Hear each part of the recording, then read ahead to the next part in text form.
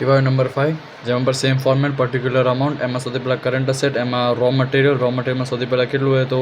Row મટીરિયલમાં સૌથી પહેલાં આપણને આપ્યું હોય 160 અને પણ એની નીચે આપણને અમાઉન્ટ આપેલા આપણી આને કે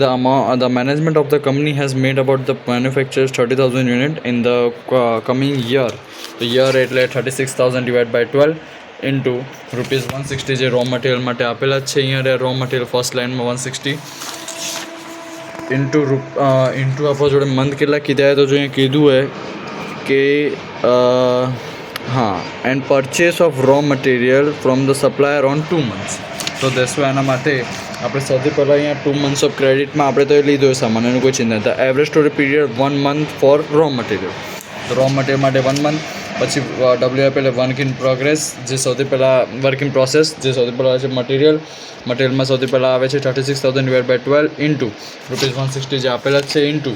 આપણે જે મંથ હતા મેં કીધું કે 1 month of raw material is 1/2 month of work in progress. તો 0.5 અને 0.5 એ રો મટીરિયલ પ્રોગ્રેસમાં તો 0.5 લેવું પડે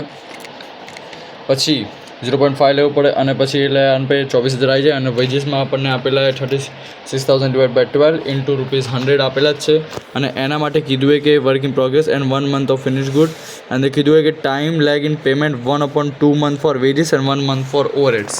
તો અહીંયા સૌથી પહેલાં આવે છે જે વેજીસ અને ઓવરહેડ માટે કે રિલાયબિલિટી માટે આપેલા વેજીસ અને ઓવરહેડ મટીરિયલ પર ડિસાઇડ થાય તો આનું અડધા કરવા જઈએ તો 0.25 થઈ જશે એટલે નીચેની અમાઉન્ટ મળી જશે. ઓવરહેડમાં પણ 140 જ છે બીજું બધું સેમ જ છે. પછી આવે ફિનિશ ગુડ એમાં 36,000 ડિવાઇડ બાય 12 ઇન્ટુ 400 જે ફિનિશ ગુડ છે એ કેવી રીતે આવે તો આ બધાનું ટોટલ કોસ્ટ જે હોય ફિનિશ ગુડ્સ હોય તો 400 અને ઇન્ટુ 1 month અહીંયા આપેલા છે કે જો અહીંયા આપેલા સ્ટાર્ટિંગમાં અહીંયા નીચે તરફ હતું તો